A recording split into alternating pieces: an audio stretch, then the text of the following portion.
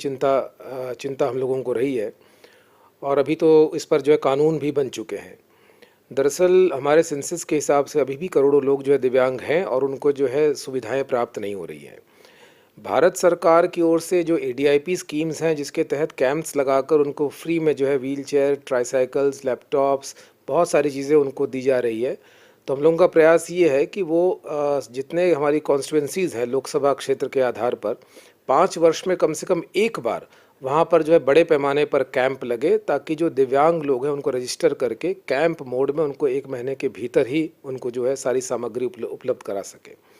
आज भी हम लोग ये महसूस कर रहे हैं कि दिव्यांगों को सारी सुविधाएं प्राप्त नहीं हो पा रही हैं।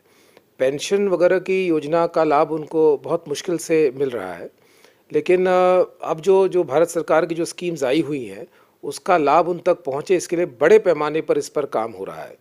और भारत सरकार की जो मिनिस्ट्री ऑफ सोशल जस्टिस और एम्पावरमेंट है इसमें विशेष रूप से काम कर रही है। हमने इस देश में अनेक बड़े पैमाने पर कैंप्स का आयोजन किया, ताकि जो ज़रूरतमंद हमारे दिव्यांग भाई बहन जो नहीं पहुंच पा रहे हैं उनको हम लोग जो है वहां तक पहुंचाएं और उनको तत्काल लाभ दे सके। बहुत सारी जैसे कॉकलियर इम्प्लांट हैं जो कानों में सुनने के लिए होता है, वो लाखों रुपए का आता है। भारत सरकार उसको पूरी तरीके से फ्री में जो है उन बच्चों को देने की कोशिश कर रही है जिनको ये उपलब्ध नहीं हो, साथ में उसका मेंटेनेंस भी कर रहे हैं। चूँकि मैं उसके गवर्निंग बॉडी में भी हूँ, उसमें काम भी कर रहा हूँ जो है। और विशेष करके नॉर्थ ईस्ट में भी और जो ग्रामीण भारत है वहाँ पर भी ये स्कीम पहुँचे, उसके लिए पूरा प्रयास हम लोग कर रहे हैं। एक महत्वपूर्ण भाग है कि दिव्यांगों को हम लोग कैसे आत्मनिर्भर बना सकें। NHFDC जो नेशनल हैंडीकैप फाइनेंस कॉरपोरेशन है उसके माध्यम से हम लोग दिव्यांगों को लोन्स भी दे रहे हैं, ताकि वो लोग जो हैं अपने आत्मनिर्भर हो सकें, अपने पैरों पर खड़े हो सकें, साथ ही साथ वो लोग अपना व्यवसाय कर सकें। अनेक बैंक्स भी हैं जो इस दिशा में काम कर रही हैं, उनको भी हम लोगों ने ये एडवाइस किया हुआ है कि आप दिव्यांगों को अधिक से अधिक जो है नियमानुसार आप उन्हें लोन्स वगैरह भी उपलब्ध कराएं, ताकि वे किसी किसी के मोहताज न रहें। जो है ये उनका अधिकार भी है। और आने वाले समय में आप देखेंगे कि बहुत सारे दिव्यांग जो हैं बड़े पैमाने पर जो है रोज़गार देने वाले बन जाएंगे, रोज़गार मांगने वाले नहीं बनेंगे। बहुत कुशल जॉब एंटरप्रेन्योर्स भी दिव्यांगों में बन रहे हैं और भारत सरकार की बहुत सारी स्कीम्स जो है इस दिशा में बहुत ही उल्लेखनीय काम कर रही है। सर, जिस तरीके से देखा गया है कहीं ना कहीं कुछ लोग दिव्यांग नहीं होकर भी उन योजनाओं का लाभ लेने के लिए आगे आते हैं, उनको लेकर के क्या कहना चाहिए?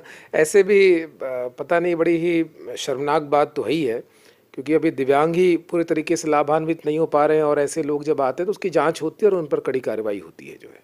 सर, कोविड का दौर चल रहा है, कहीं ना कहीं महाराष्ट्र से वो कोविडों की जो दोबारा सेकंड फेज आया है, संख्या बढ़ चुकी है, पेशेंट बढ़ रहे हैं। पंजाब हो गया, केरल हो गया, अब यूपी में भी केसेस बढ़ने लगे।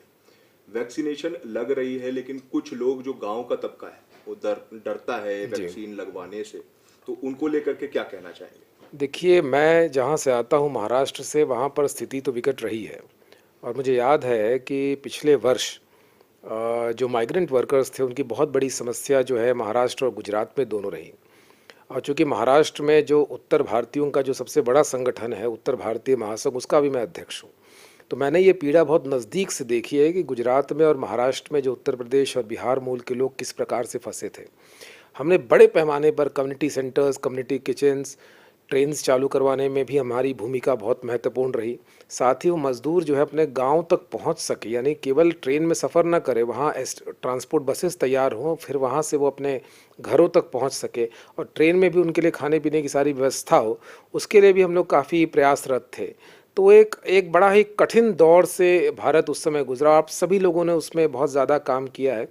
बहुत सारे स्वयंसेवी संस्थाओं ने, बहुत सारे लोगों ने, अधिकारियों ने, मित्रों ने, कई स्कूल्स ने, कई जर्नलिस्ट ने भी उस समय बहुत बड़े पैमाने पर आवाज़ उठाई और जहाँ जहाँ पर नहीं पहुँच पा रहे थे राहत सामग्री, वहाँ वहाँ पर पहुँचाने की कोशिश जो है सभी लोगों ने किया।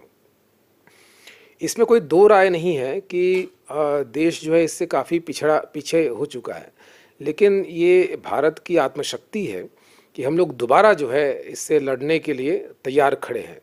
और आपने देखा होगा कि किस उत्साह के साथ में लोग दोबारा अपने काम धंधे पर, अपने व्यापार में, अपने उद्योग में, अपने जो जिम्मेदारियों पर दोबारा लग चुके हैं। लेकिन साथ ही साथ जो है लापरवाही भी बहुत बढ़ती जा रही है और हम लोग ये बार बार अपील करते आए हैं कि मास्क तो लगाना ही लगाना है, और साथ ही साथ वैक्सीनेशन करना, यही इसके दो उपाय हैं। प्रिवेंशन ही इसका उपाय है। वैक्सीनेशन को लेकर जैसे अभी मैं बनारस गया हुआ था, भदोई गया हुआ था, तो वहाँ पे लोगों ने बड़ी वैक्सीनेशन के प्रति बड़ी निराशा जाहिर की कि इससे क्या हो जाएगा, हम और बीमार पड़ जाएंगे या इससे कोई दूसरी बीमारी हो जाएगी। मैं आपसे इस चैनल के माध्यम से निवेदन करना चाहूँगी कि वैक्सीनेशन के माध्यम से आप इम्यून हो जाएंगे, आपको वो बीमारी जो है नहीं होगी। और साथ ही साथ जो है वैक्सीनेशन करने से जो है बहुत सारे जो भ्रम जो फैले हुए हैं वो भी दूर हो जाएंगे। जब आप स्वयं लगाएंगे ना तो आपको कोई बीमारी पकड़ने वाली है। हाँ, थोड़ा मस्कुलर पेन कभी कभी हो जाता है, कुछ लोगों को ये फीवर हो जाता है। हमारे यहाँ जितने वैक्सीन्स बने हैं, कोशील्ड से लेके कोवैक्सीन तक, सारे के सारे अंतर्राष्ट्रीय स्तर पर प्रमाणित वैक्सीन हैं। भ्रम की कोई गुंजाइश नहीं होनी चाहिए। हम ही लोगों ने मुंबई में कल ही जो है बसेस में बैठाकर जो है वरिष्ठ नागरिकों को वैक्सीनेशन सेंटर्स तक पहुंचाया है, ताकि उनको जो है इसका लाभ मिल सके। और अभी बहुत सारे प्राइवेट जो है नर्सिंग होम्स को भी जो है ये अधिकृत कर दिया गया है कि वो वैक्सीन दे। वैक्सीन ही वो वेपन होगा जिससे आप इससे प्रोटेक्टेड होंगे। और मेरी तो अपील रहेगी आपके इस लोकप्रिय चैनल के माध्यम से कि ज़्यादा से ज़्यादा लोग जो है, जब उनका मतलब वो जब टाइम फ्रेम आएगा उसमें जाके वो वैक्सीनेट करें। और जो प्रधानमंत्री मोदी जी का जो सपना है कि हम इस कोरोना काल में भी मजबूत रहें, उसमें एक बहुत बड़ा हमारा योगदान होगा।